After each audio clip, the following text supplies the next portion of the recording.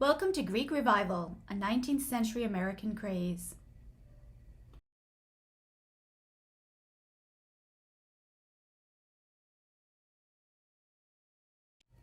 What are we looking at? Is it a Greek temple? Is it quintessential Americana? It's Greek Revival style. The Greek Revival style became very popular in the middle 19th century, and it had a number of elements in common with early classical Greek style. First of all, we would see the use of marble. Secondly, the use of pillars in the Ionic, the Doric, earlier Doric, and later Corinthian styles. We also had arched doorways, gables that faced the front of the building, and unadorned friezes on the Greek Revival style.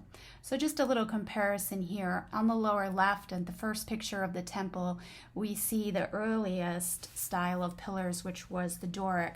Of course, after that we have Ionic styled pillars with scroll work on the top, and then we progress to the most detailed classical Greek style of pillars, which we can see in the detail on the Temple of Zeus, and then those carry over very similar to the style that we see on the White House on the right.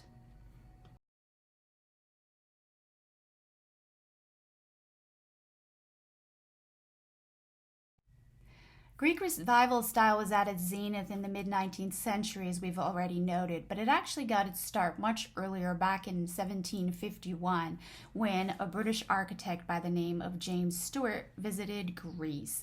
So, up until that time, historians explained that there was very little that was known about ancient Greek culture and style, and it wasn't easy to travel to Greece. So Stewart went there, and with a man named Nicholas Rivet, published a book called The Antiquities of Athens, which became very important. It was a multi-volume book. It never really was very popular in its own lifetime, but became popular much later. So Stewart began to experiment with the Greek style, first by building this garden temple at Hagley in 1758, but the Greek architecture never caught on in England the way that it did later in the United States. When Stewart died at the age of 30 years old, he was later called the unsung hero of Greek revivalism. So, some important examples of Greek revival do exist in the UK and also in Germany, most notably the British Museum and the Brandenburg Gate, but it wasn't until much later in the United States that this style became very popular.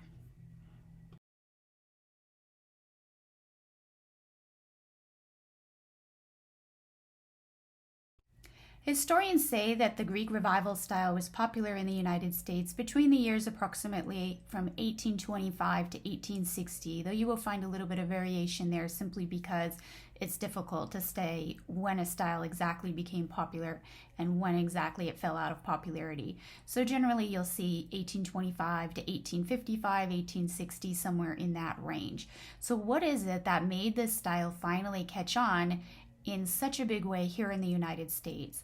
Well, there are a couple of factors. First of all, it was the age when the architect was rising as a solid profession that people went into within the United States. So building and a focus on building styles was becoming more popular. Along with that, we were at this point about 75 years after the publishing of the Antiquities of Athens, and that Greek style was finally catching on around the world. People were becoming very interested in everything Greek. But the biggest factor were philosophical ones. What better style for a newly prosperous democracy to embrace than the style of the earliest seat of democracy, which would be Greece? And also, these early Greeks were concerned with the perfect, the ideal. And these were ideas that really appealed to the early 19th century Americans or mid 19th century Americans during this era, kind of right before and leading up to industrialization. So we see that suddenly there was this boom in this style all across the United States. So the Smithsonian hosts a national conversation on what it means to be American. And in one of them, they noted the following, which I think really explains the philosophical underpinnings of why this style became so popular. They said, in the architectural void of a new nation, William Strickland borrowed from ancient Athens to express America's democratic ethos. By the 1830s, most public buildings in the U.S. were being designed as Greek temples serving some other function: temples of commerce, temples of law, temples of learning. You can still see the Greek style's imprint in the North and in the South, in cities and in rural areas, on modest shop fronts and in grand monuments. The Greek Revival style of architecture, imbued with balance, adaptability, and democratic roots, became the first truly national manner of building in our new country. The dominant architectural style from the 1810s, see they place it a little earlier, until the onset of the Civil War, and one that still echoes in our culture today. Its greatest champion was the very man who designed the mint that so captured President Jackson's imagination, the Philadelphia-based architect William Strickland.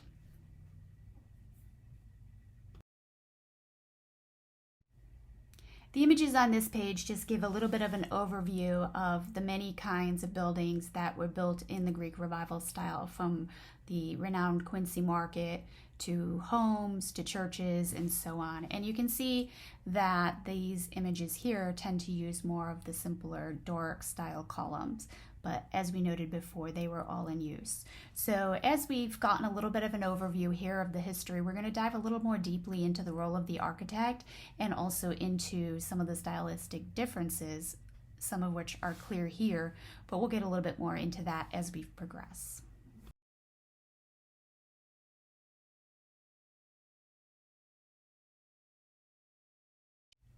In trying to understand the philosophical underpinnings of this movement, we talked about William Strickland and the important role that he played, but I think an even more foundational character in the spread of Greek revival was Asher Benjamin. His book, The American Builder's Companion, was basically the Bible of architecture. In the earlier editions, such as 1820, there was little to no reference to Greek style, but by his sixth edition, published in 1827, he had a subtitle, and Grecian Architecture. So the book was called American Builder's Companion and Grecian Architecture. And his later editions were all about the Greek style. So he was very instrumental in passing along this information to architects, who then, of course, would spread it with apprenticeships. And so in a period of about 30 years, people went from, not even knowing about Greek architecture to using it widely throughout the entire United States.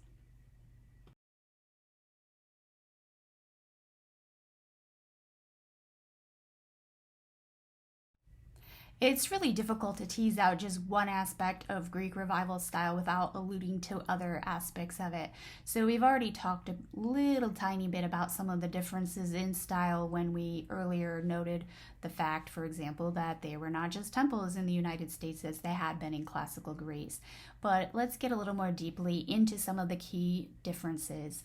So one of them would be in the windows and the doors. In earlier Greek architecture, the windows and the doors were pretty much exclusively arched.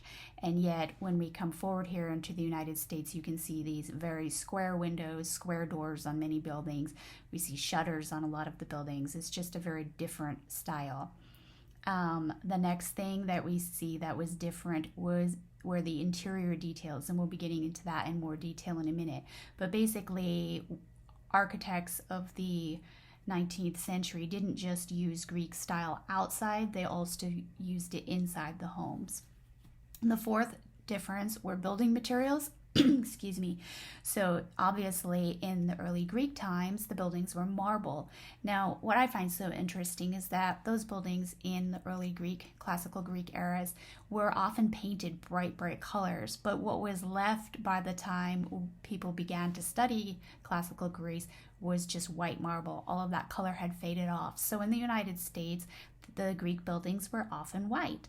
The first example here being a bit of an exception, and yet you'll see the Greek style, which is largely in those pillars right there, although also in the gable, but in the pillars that they are white. But the building materials were very different here.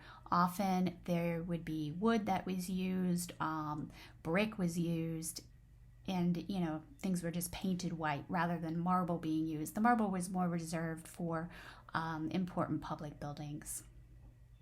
And then lastly, one of the major differences we see is scale. I think the second picture is so interesting to me because it's, quintessential little American farmhouse that before learning more about Greek revival style, I would never have equated with the ancient Greek temples or Greek style. But you look at it and you have that gable facing the road and you have those pillars across the front. So everybody, whether they were rich or poor, whether they lived rurally, as in that middle picture, whether they lived in a big city, whether it was a public building, whether it was just somebody's home, everywhere you turn, there was Greek style in the United States.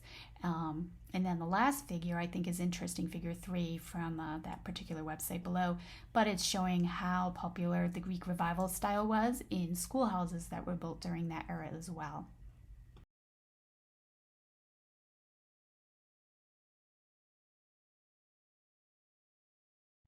Okay, I promised you some more interior details, and I found these two pictures on Pinterest. I could not trace them back to where they were originally from, but I think they're both excellent examples. So, in the first picture and in the second, we see Greek columns.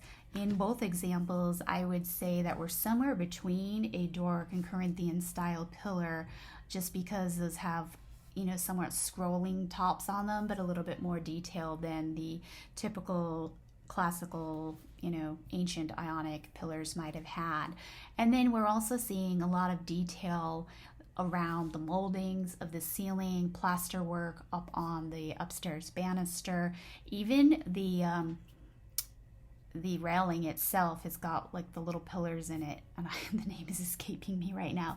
But in any case, we're seeing Greek details throughout the interior of the house, and I think these are both excellent examples of that.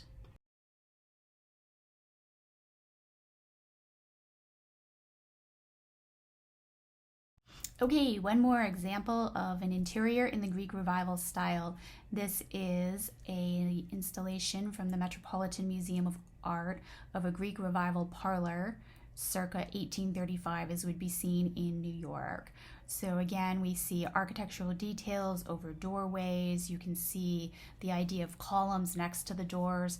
The fireplace mantle is where another very big place where Greek Revival style was used within the home. And again, you see the details and the columns and all of that lovely Greek style there.